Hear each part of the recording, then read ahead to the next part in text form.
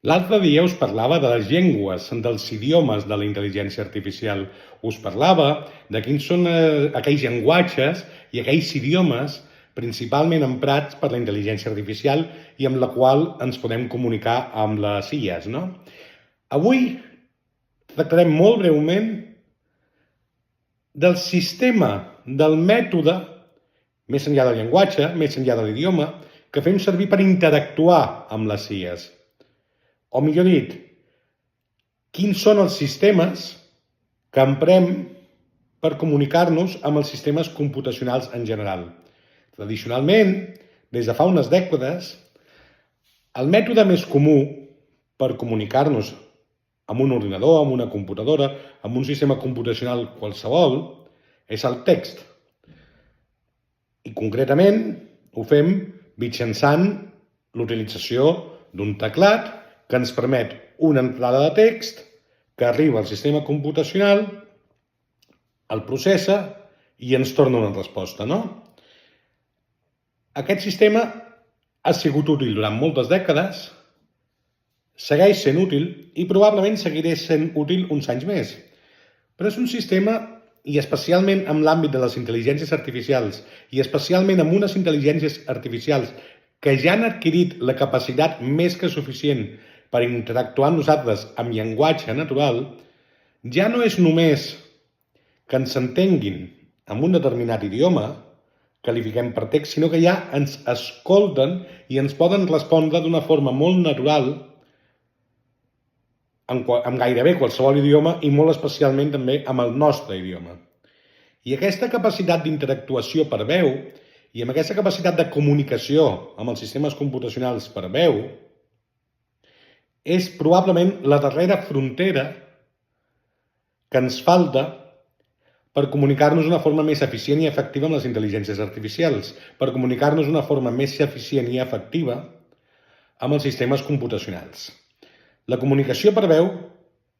no és una cosa nova, ni molt menys. Ja fa molts anys que s'està experimentant i que, en certa manera, ja interactuem amb molts dels sistemes computacionals i amb moltes intel·ligències artificials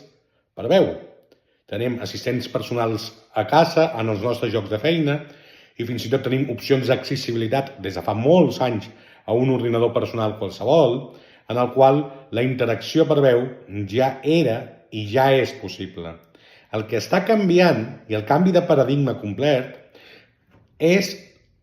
primer, la profunditat d'aquesta interacció, és a dir, tot allò que podem fer d'una forma comunicativa per veu, primer està canviant això, aquesta profunditat, aquesta capacitat, i molt especialment està canviant la naturalesa, la naturalitat de la comunicació. Fins ara era tot molt tosc, molt burt, d'una forma no gaire eficient, gens efectiva, i ara les intel·ligències artificials ja sí que han arribat a aquest punt que poden ser el nostre company, la nostra companya, en la qual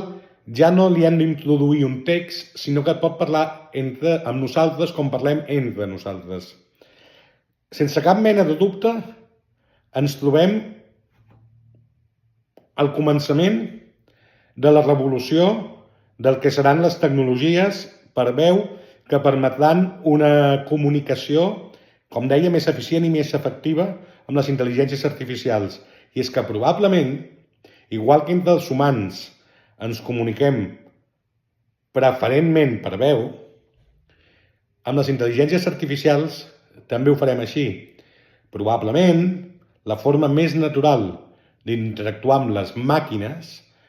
en un futur gens llunyà deixi de ser l'utilitzar un teclat per introduir un text i passi a ser la utilització de la nostra veu